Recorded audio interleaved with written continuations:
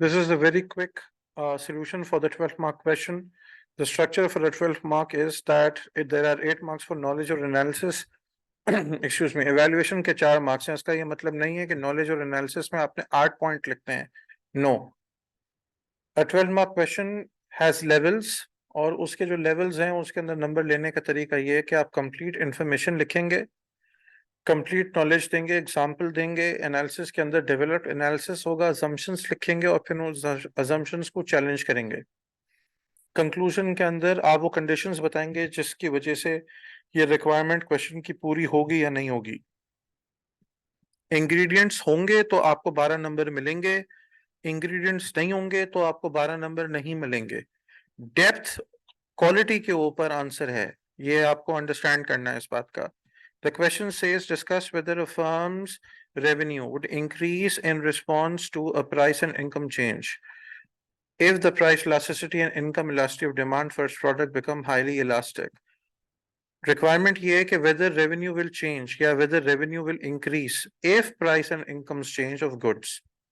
अगर एक प्रोडक्ट की प्राइस या लोगों की इनकम चेंज हो रही है ऐसे गुड्स की जिनकी पीईडी और वाईडी ग्रेटर देन 1 है यानी कि इलास्टिक हैं, तो क्या रेवेन्यू बढ़ेगा? इसको आपने एनालाइज करना है, इसको आपने एवेल्युएट करना है. नॉलेज के अंदर आप डेफिनेशन ऑफ पीईडी देंगे, प्राइस इलास्टिसिटी ऑफ डिमांड की डेफिनेशन देंगे, वाईडी की डेफिनेशन देंगे, डेफिनेशन ऑफ इलास्टिक गुड्स के बारे में बताएंगे. You going to explain what makes a good elastic, when a small change in price or a small change in income will result in a larger change in quantity demanded. Why is that so?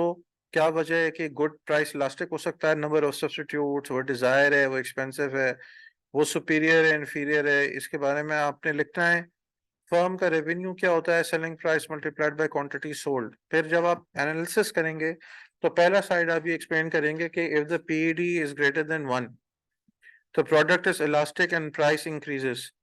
Revenue would fall since a small increase in price will result in a larger decrease in quantity demanded, such as that of luxury goods. A decrease in price will result in an increase in revenue because a small decrease in price will result in a large increase in quantity demanded. अगर एक product elastic है such as a luxury good, तो अगर हम उसकी price थोड़ा से भी चेंज करेंगे या डिक्रीज करेंगे तो उसकी रेवेन्यू पर, उसकी डिमांड पर ज्यादा असर पड़ेगा, जिससे फर्म का रेवेन्यू बढ़ जाएगा, ज्यादा लोग उसको खरीदने के लिए तैयार हो जाएंगे.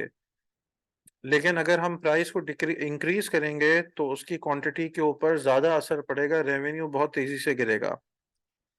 इवैल्यूएशन इसकी इसी पॉइंट की साथ में करेंगे कि if the elasticity is high, अगर ये प्रोडक्ट इलास्टिक इसलिए है क्योंकि उसके सब्स्टिट्यूट ज्यादा हैं और लेवल ऑफ डिफरेंशिएशन कमजोर है. लेवल ऑफ डिफरेंशिएशन का मतलब ये है कि दो पोटैटो एक जैसे हैं, उनको आप डिफरेंशिएट नहीं कर सकते. जो एक ठेले पे एक आलू बिक रहा है वही आलू दूसरे ठेले के ऊपर भी वैसा ही बिक रहा है.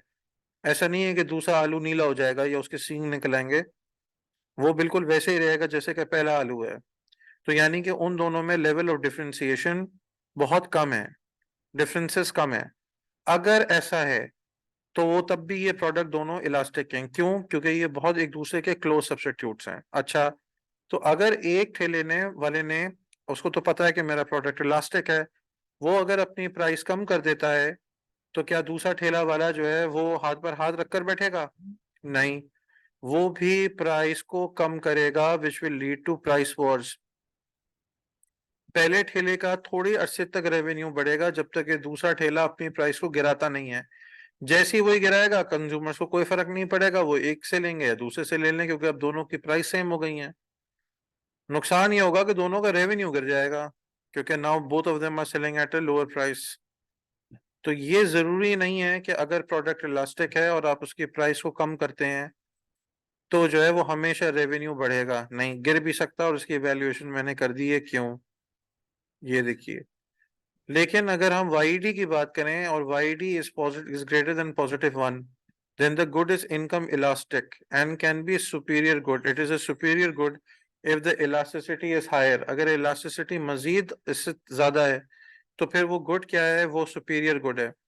A small increase in income will result in higher demand for the good and the revenue of the firm may increase, such as private transport. अब प्राइस अगर इनकम थोड़ी सी भी बढ़ेगी, उसकी डिमांड पर ज्यादा असर पड़ेगा, लोग उसको ज्यादा कंज्यूम करेंगे, such as private transport.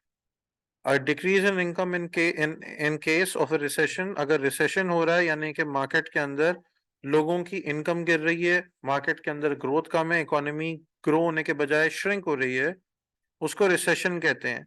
मैंने एग्जांपल दी है। तो मे reduce the demand for these goods in the revenue of a firm में फॉल। लोग प्राइवेट गुड को छोड़कर पब्लिक गुड्स को ज्यादा इस्तेमाल करना शुरू कर देंगे।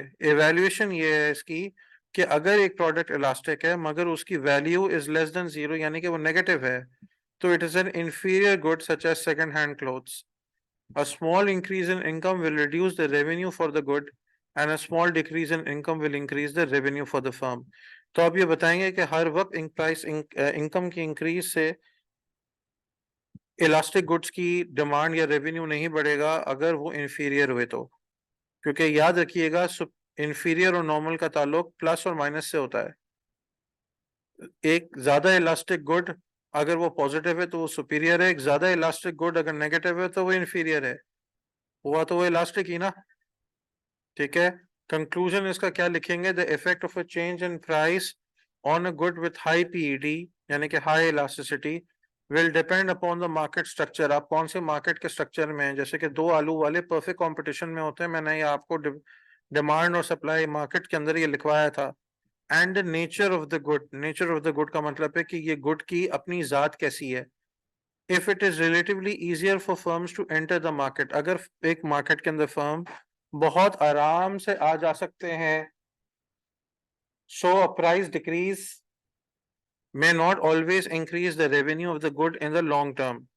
The nature of the good, such as inferior and superior, will determine whether an increase in incomes will increase the revenue for the firm if income increases. अगर एक प्रोडक्ट सुपीरियर है या अगर एक प्रोडक्ट इंफीरियर है तो इस पे डिपेंड करेगा कि इनकम हमेशा बढ़ने से रेवेन्यू बढ़ेगा या नहीं बढ़ेगा।